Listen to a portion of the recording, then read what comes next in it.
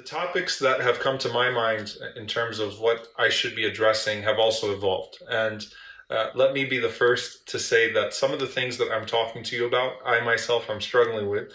And that is the norm and not the exception. So don't feel guilty and don't feel like this is just something that speaks to you or that this is a reality that only a few are facing. When there is deep uncertainty and deep tension, then that has the ability to really cause us to always be on the edge. And that's the case when it comes to faith, right? And if you think about the way Allah describes how we're on the edge when it comes to faith, Allah subhanahu wa ta'ala says, وَمِنَ النَّاسِ مَنْ يَعْبُدُ اللَّهَ عَلَى حَرْفٍ. There are some people that worship Allah on an edge, literally standing on the edge of a cliff, okay? And what that speaks to is that when hardship comes to them in regards to their relationship with Allah, so if something bad happens to them, then they're on the edge in regards to their faith, i.e. their relationship with Allah.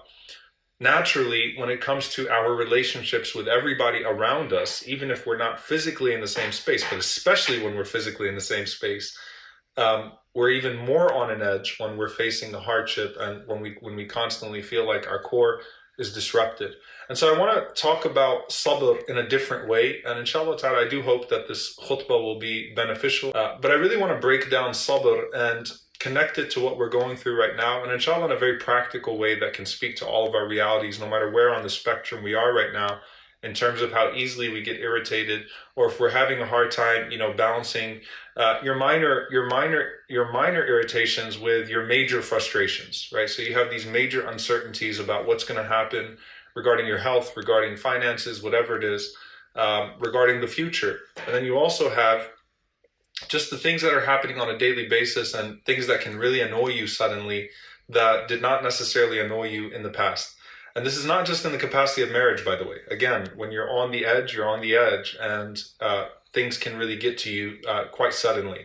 So let's go through a few of these things. Number one, a rule that Imam al-Ghazali, may Allah have mercy on him, he said that patience with people is more difficult than patience with hardship. And what he meant by that is, when something happens to you, but it's an unassigned disaster, I mean, you can't blame that disaster on another person. It's different than when someone is causing you harm, okay? When you can assign your hardship to a person, okay? So there's a difference between death by natural causes and death by murder, right? And that's natural, right? It is a natural sentiment that when it's death by murder, the feeling of injustice and the recourse that is due afterwards, the penalty and the recourse and all that is there for a reason, right? Now, Allah has written death on a person at that time regardless, but when it's a person that I can point to that caused me that harm, that murdered my loved one, then it's different than when someone passed away in a car accident or due to a sudden heart attack or whatever it may be, even though that's painful. The loss of a loved one is painful regardless. And so these two categories of patients are pretty self-explanatory in terms of the degree that they occupy, right? So patients with hardship that's unassigned disaster, and patients with hardship that's assigned directly to a person, which can cause added layers of trauma, added layers of damage to a person. But there's a third category that I think applies to us right now, okay? And obviously that doesn't mean that the other two don't apply to each of us in different capacities. But there's a third category that I think applies to most of us right now, which is patience with people in the midst of an unassigned disaster. Okay? Patience with people in the midst of an unassigned disaster. So the first category of patience is someone harmed you and your patience directly involves another person. Okay? The second category of patience is disaster strikes and I have to be patient with that disaster, and that's going to affect my relationship with Allah subhanahu wa ta'ala. The third category is patience with people in the midst of that unassigned disaster. And so I'm going through something right now. I am, hurt by whatever's happening around me in a way that I really can't understand, because this is an unprecedented trial. And so I'm trying to wrap my head around how this is affecting me in different ways. And there are people around me, okay? Or there are people that are going to bear the brunt of my frustration or my grief in the midst of all of that. And it's not their fault, which makes it so much worse, right? Because you're hurting, and then when you're hurt, you're hurting others. So hurting people hurt other people. And when you have a situation where people are quarantined together and they're hurting in different ways, then that hurt can be that much more. Okay? So I want us to take a step back, inshallah, and to really look at prophetic guidance, at the way that the Prophet ﷺ taught us to deal with these things and how they would specifically apply to our situations right now. And so first you kind of go through the basics, right? The basics. And this is especially true when it comes to the annoyances. Most of the ahadith where the Prophet ﷺ talked about how to treat anger, how to treat a person's impatience or annoyance, speak to things that are of a lesser degree of severity. Okay, so for example, the Prophet ﷺ did not tell a person who just lost a child to go make wudu. The Prophet ﷺ did not tell someone whose family member was just murdered, go make wudu, right? To go in and do ablution, to perform, to wash your face, to do what's necessary to cool yourself down, right? Saying isti'adah, seeking refuge in Allah subhanahu wa ta'ala from the shaitan. The Prophet ﷺ was not saying that to people, and though it's always necessary, wudu is always necessary, isti'adah is always necessary, but the Prophet ﷺ was not saying that when it comes to, these major difficulties in life. It's really those annoyances that have the potential to spiral into something much worse. Okay, so to stop it before it spirals into something much worse. And he always connected it to the shaitan. He always connected it to the devil. And subhanAllah, some of you might have seen that image that's been going around that said this is the first year that we're locked away before the shayateen in Ramadan. SubhanAllah, I mean, usually Ramadan comes around, we talk about the shayateen being locked up, the shayateen being locked up, the shayateen being locked up, right? So now we're locked up and the shayateen are locked up with us, all right? So they're still here and we're tight, in our places. And so the shaitan has a lot to work with right now. And the way the shaitan deals with sin in general is the shaitan always tries to do two things with sin. All right, and I want you to deeply connect this to your relationship with other people, because this is in regards to your relationship with Allah. The shaitan tries to take a one-time sin and turn it into a sinful habit. That's number one. Number two, the shaitan tries to take a minor sin and turn it into a major sin. Number three, the shaitan tries to take major sin and turn it into disbelief and despair. All right, so the first one is take a sin that a person commits for the first time. Allah put barriers between you and that sin. And you commit that sin, and now that you've committed that sin, shaitan says, how about you just go ahead and keep committing it now? The second one is that it's a smaller sin, and usually a smaller sin is a portion of a major sin. So for example, there's the zina of the eyes, the adultery of the eyes, but it's not like the adultery, right? Like the major sin of adultery, okay? There is ghiba. Some of the scholars of Tazkiyah of Suluk, and I can't remember which scholar said this, but I did find it very insightful. He said that a person starts with ghiba, but he ends up in namima. Ghiba is backbiting, gossip, and it's dhikruka akhak bima yakra, to say something that's true about other people. But ghiba, is the gateway to namima, slander, right? So what comes after gossip is just naturally going to be slander. Okay, so the point is that he'll take a minor sin and turn it into a major sin. And then the third thing is he'll take a major sin and turn it into disbelief and despair, which means a point of no return. Now think about this in regards to our relationships with each other, okay? The way that we deal with one another, all right? Especially those that are closest to us and those that are quarantined with us and those that are around in whatever capacity, all right? How do you take a one time and turn it into a habit?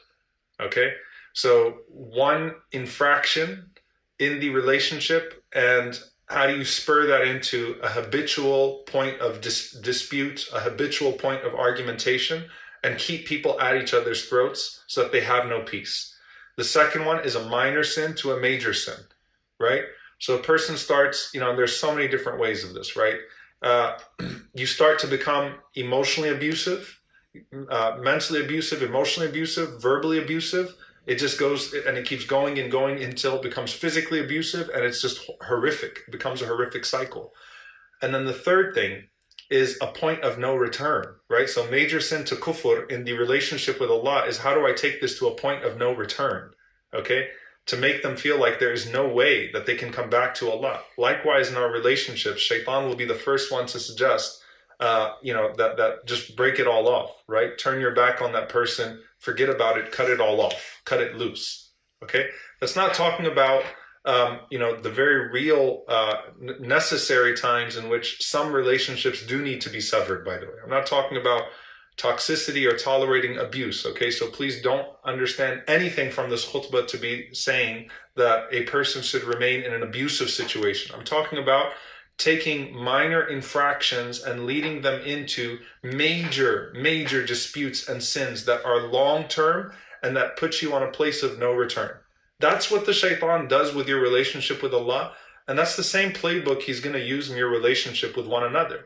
And as I was looking through all of these ahadith of how the Prophet ﷺ taught us to deal with our minor frustrations, our constant annoyances, our irritations. And he always mentions the shaitan, always mentions the devil. Okay? Not as and it's important because it's not blaming the shaitan to excuse bad behavior. It's to empower good behavior with the understanding that shaitan will exploit your heedlessness. All right, so there's a difference between those two things. It's not, I'm sorry, the shaitan made me do this, the shaitan made me say this, the shaitan. No, it's know that you have devils that will exploit and that will take advantage of the openings that you give them into your heart, into your relationship with Allah, and into your relationship with one another. Don't give them that space. So here is an empowering way for you to push the shaitan out. Right? So it's a very different mindset and approach. So let's look through these ahadith, and you've heard them, but I want you to pay attention to the things that are common between all three of these things. The hadith in al-Bukhari, that the Prophet ﷺ saw two men that were abusing one another verbally. So they were getting heated, and as they started to get heated with their words, with their exchange, then they started to get in each other's faces. Their faces turned red. It was about to turn into something much worse. The Prophet ﷺ is looking at these two men fighting, and he's speaking to those that are sitting with him, and he says, إِنِّي لَأَعْلَمُ كَلِمَةً لَوْ قَالَهَا لَذَهَبَ عَنْهُ الَّذِي يَجِدُ. I know a word that if he were to say it, then that anger that he's facing would go away. That anger that he's encountering, that's boiling inside of him right now, would go away. Notice the Prophet ﷺ did not go tell the man. Why? Because when he's already in his fit and he doesn't understand the mechanisms by which to deal with that fit, then he's not going to process anything rationally at that moment. Shaitan's already in the driver's seat. So this is a case of, let's just stop. Let a person blow off their steam, cool it off, and then let's talk when things are cooled off, because you're not going to understand anything I have to say right now. Okay, so the Prophet ﷺ did not go up to him and say, hey, say A'udhu billahi minash shaitan rajim. Say I seek refuge in Allah from the accursed devil. Because if the Prophet ﷺ said that to him in the midst of that, he might have responded in a way that he would eternally regret to the Prophet ﷺ. So in the wisdom of the Prophet ﷺ, he's using this as a teaching moment for everybody else, because that man just has to blow off his steam. You need to put them apart from each other. Nothing's going to change right now about his habits. Okay? Just pull them apart from each other, sit them down, calm them down, but he's not going to process the statement of the Prophet ﷺ right now. The proof of which is that one of the men that was sitting with the Prophet ﷺ, when he said, I know something that if he were to say it, then he would, then he would be able to do away with that anger. One of the men that was sitting with the Prophet ﷺ said, well, let me go tell him, right? So he went to the man and he told him. So the man responded, he turned his anger towards him. He says, Atura bi ba'sun? Amajnunun ana adhab? Ana adhab? Am I crazy? Do you think I'm crazy? Do you think I'm insane? Do you want me to go? You go away, So he flipped out on the guy instead, right? So he, instead of the object of his anger being the person he was already fighting, now he was fighting with the other person, all right? And the Prophet ﷺ understood that wisdom. So you're not going to turn someone's habits or give them the right processing mechanisms in the midst of their anger. But again, the Prophet ﷺ said, Ista'idh billah, seek refuge in Allah subhanahu wa ta'ala from the shaitan, from the accursed devil. And, some of the scholars, they say that in some of the narrations, the Messenger ﷺ said, say, A'udhu billahi as-samir alim minash shaitan rajim. I seek refuge in Allah from the all-hearing and the all-knowing from the accursed devil. And they said that is a better form of isti'adha, a better form of seeking refuge in the midst of anger. Why? Because you remind yourself that Allah hears and Allah knows. Okay? So you're still achieving removing the shaitan, but you're also bringing Allah subhanahu wa ta'ala and reminding yourself of two core attributes in the midst of that debate or that discussion or that anger that you have. And again, this isn't a huge annoyance. This is just in the midst of a heated argument, and things get heated really, really, really quickly. So say, A'udhu billahi samir alim minash shaitanir rajim. I seek refuge in God, the all-hearing and the all-knowing, from the accursed devil. Bring Allah subhanahu wa ta'ala into you, into that scenario like that. The second thing is wudu. The Prophet ﷺ said to do wudu. Every single time I've gone to any of those websites about anger management tips, you'll always see something about washing the face, cooling off, right? Go wash your face, take a break. And the Prophet ﷺ, he said for people to take a break and to actually do wudu. So what's the connection between those two things? Well, number one, the Prophet ﷺ said, Al-ajalatu min ash-shaytan. Haste is from the devil. Haste is from the devil. Shaitan is going to try to make you say as many damaging things as possible before you come to your senses. So he's going to hurry you up. Speak, do. He wants you to act in the point of action. He wants you to act in the midst of your anger. And so he wants you to hurry up and say as much as you want. So don't say these two words. You know what? You're already throwing some hurtful comments. Go ahead and add a third one. You know what would be a knockout punch right now? Right? Throw that one in there too. Bring this into the discussion. Bring this into play. So Shaitan's going to try to get you to pile on as much as possible in that short period of time so that you can say as many things that contribute to his ultimate goal of no return. And what did Allah mention? الَّذِي يُفَرِّقُ بَيْنَ الْمَرْءِ وَزَوْجِهِ, that the devil loves to pull apart a couple. And it's not just the husband from the wife or the wife from the husband. It's children, it's parents, it's all of those things. Shaitan wants to make these points of no return, right? So what did the Prophet ﷺ say? Don't act in haste. So he said, if you're standing up, sit down. If you're sitting down, lay down. But just don't act. Be quiet. Don't say anything. If you're that upset, take a break. Take a break. And everyone in the household should afford each other that opportunity to take a break. You're really upset right now? You know what? Go ahead and just, sit with yourself. It's okay. I understand. You don't want to talk right now. That's good. Just take a break. It's better to not say anything than to say something hurtful. However, prolonged periods of silence, and this is sort of the disclaimer, prolonged periods of silence can actually be weaponized in a more harmful way than conversation. That's why the Prophet ﷺ gave had limitations to those periods of silence.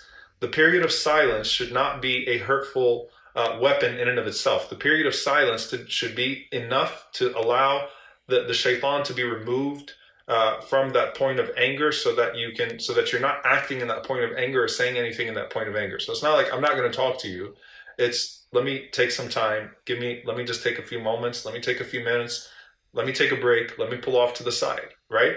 So the Prophet ﷺ also connected that to the shaitan. So he connected isti'adha, seeking refuge in Allah, from the shaitan. He connected haste to the shaitan. Don't act in the midst of an argument or in the midst of that anger. And then he even connected, while you're at it, do wudu too. Go wash up, okay? And particularly, don't just go wash your face because it cools you down, as an act of worship. And here's there's a beautiful narration. So there are numerous ahadith that are sahih, that are authentic when talking about making wudu in a place of anger. This hadith, which has a slight weakness in Abu Dawood, but it's not a major weakness, but it's very profound. It adds another element to this, that the Prophet ﷺ said, "Inna al-ghadab min ash-shaytan, wa inna ash-shaytan khuliqa min an-nar, wa innama tudfa'u an-nar bil-ma'. فَإِذَا غَضِبَ أَحَدُكُمْ فَلْيَتَوَضَّأ." The Prophet ﷺ said that anger is from the devil. Anger is from the shaitan. And the devil was created from fire. And fire is put out with water. So when one of you becomes angry, then go ahead and do wudu. Okay, go ahead and do wudu. All right, so perform the wudu so that you can do what you have to do, inshallah ta'ala, in order to remove the shaitan with that washing and with that act of worship. So there are three things now that the Prophet ﷺ gave, and they're all connected to expelling the shaitan from our homes, expelling the shaitan from our interactions. Now, I want to bring this together in a more particular way that speaks to our current reality. Right now, it's more important than ever to take breaks when we need to take breaks and to create space in the homes for people to be able to take those breaks. Okay? So, just because we're all physically, quarantined or put into the same spaces does not mean that we can't create that room and that space for each other sometimes. So that's the first thing.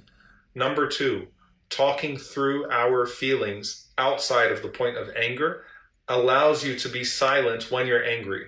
Let me be very clear with this. I talked about weaponizing silence. All right, so using silence to actually hurt someone. All right, when you actually talk about your feelings when you're not angry, it allows for the other person to have a better understanding of why you don't want to talk right now. Okay, so talk about our vulnerabilities, talk about the way that we're feeling, talk about why we feel this way. After the anger dissipates, what do you think it was that triggered that made you think that way, that put you in that situation? So talk through your feelings. Number three, worshiping together. Worshiping together. Why? Because you're not just trying to expel your individual shayateen, you're trying to expel the shayateen of the home. And what expels the shayateen of the home is worship. And what expels the shayateen from your relationship is worshiping together. And what expels your individual shayateen is individual worship. So worship, ibadah, is a way of removing the shaitan. So praying together when you can, discussing things together, having conversations that are religious. And when people are having religious conversations, that opens the door to have some more vulnerable conversations that are absolutely necessary right now. And the last thing, which is super important right now, okay? One thing I learned from the Prophet ﷺ, or I should say we learned from the Prophet ﷺ when we look at his life and the arguments that happened in his home, is the Prophet ﷺ never dismissed someone else's pain because his pain was bigger. He never dismissed someone else's pain because his pain was bigger. What does that mean? Like, if you think about some of the arguments that he had in his home, sallallahu alaihi wasallam, that upset Aisha radiallahu anha or Safiya radiallahu anha, there's something that really is very apparent. He never, sallallahu alaihi wasallam, said that, I've got bigger things to worry about. Like, you're bringing this up right now, this minor thing up, and I'm sitting here worrying about, not getting my ummah killed. So if someone's going to talk about important duties, no one was more important to the people than the Prophet ﷺ. No one was more important to the world than the Prophet ﷺ, right? So it's not like I've got more important things to do. I don't have time for your silliness. I don't have time for your argument. I don't have time for what bothers you because I'm going through something much worse. Why is this so important right now in particular? Okay? It's so important right now in particular because though all of us are struggling in unique ways and in different ways, some of us certainly struggling more than others, everyone is struggling in some way right now. Okay? And that could be an emotional struggle, a mental struggle. Even if you got kids in the house, they're struggling with, social pain. They're struggling with the uncertainty of not knowing when school's going to be back on. Whatever it is, not seeing their friends. Everyone is struggling in some way right now in the house, right? So you might, if you're the breadwinner in the house, right, then you're thinking about, how am I going to keep, paying the bills? And that's certainly a great struggle and can cause anxiety and stress in many different ways. If your parents are sick, right, and your spouse's parents are not sick, that can cause great stress. That's a unique stress. If you have an added duty that you did not have in the past, that can cause stress. If you're having problems getting structured, if you still have a job and you can't work properly, all of those things cause stress. All of these things are causing us issues in different ways. Do not belittle the other person's stress in the house because you think, and you might be right, by the way, that your stress is bigger. Because there's no doubt that the Prophet ﷺ stress was bigger than everybody else in his home, right? We love our mother Aisha radiallahu anha, and this is not dismissing Aisha radiallahu anha or think, no, Aisha radiallahu anha was a woman of worship, a woman of righteousness. Okay, Aisha radiallahu anha did not have the responsibilities of the Prophet ﷺ, but still the Prophet ﷺ honored what disturbed Aisha radiallahu ta'ala anha by settling those things. right? So it wasn't just, you talk about the sweetness of the Prophet ﷺ, to pay attention to the minor details of drinking from the same part of the cup as her, doing the small romantic things. That attention to detail carried into times of adversity too. That if Aisha radiallahu anha was disturbed by something, it wasn't the Prophet ﷺ never, ever, ever says, I've got more to worry about than you, or my anger or my stress is greater than your stress. How many of those arguments or disputes or those things that come up in the traditions which are narrated by Aisha radiallahu anha to teach us about the amazingness of our Prophet ﷺ and to teach us a standard that we can all aspire to, how many of them came in the midst of battle? How many of them came in the midst of persecution? The Prophet ﷺ's 23 years of prophethood, each year has a significant amount of adversity in it, right? But still, you never once hear the Prophet ﷺ say, I don't have time for this right now, or I am going through this, and I need to worry about this right now. Why? Please listen very carefully. Because even if your pain is bigger than the other person's pain in the house, prioritizing your pain over that person's pain means you're really just prioritizing yourself over the other people in your home.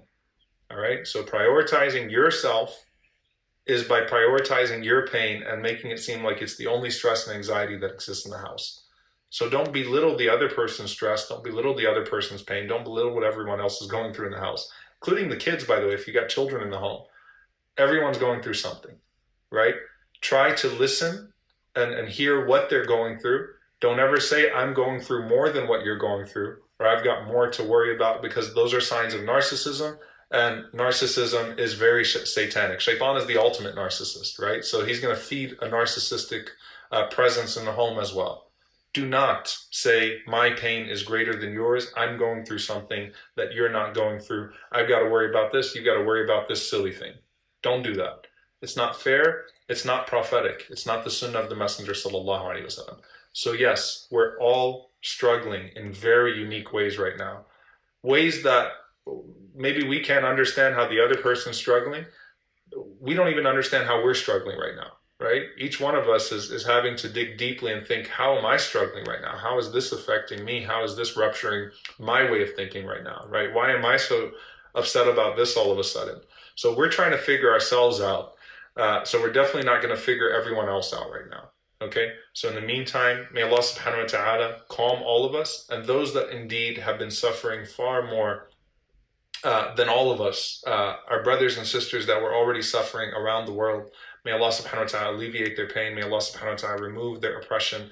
May Allah subhanahu wa ta'ala replace the shayateen in our homes with malaika, with angels. May Allah subhanahu wa ta'ala replace our hardships with ease, replace our points of dispute to points of connection. May Allah subhanahu wa ta'ala grant us sakina and tranquility. And particularly, by the way, and tonight, inshallah ta'ala, my reflection is going to be a message specifically to those that are alone. You're hearing all of these messages about family and family tension and what's happening in the house. May Allah surround you with angels. May Allah subhanahu wa ta'ala build in you a resilience that will allow you to keep going and to power through this, not needing anyone but Allah subhanahu wa ta'ala, for surely we will only be resurrected alone in front of Allah subhanahu wa ta'ala. May Allah comfort you. May Allah subhanahu wa ta'ala be with you. May Allah allow all of us that are not having to go through this alone to do a better job of reaching you and providing you the comfort that's needed right now. May Allah subhanahu wa ta'ala help everyone that is going through this in their own unique ways.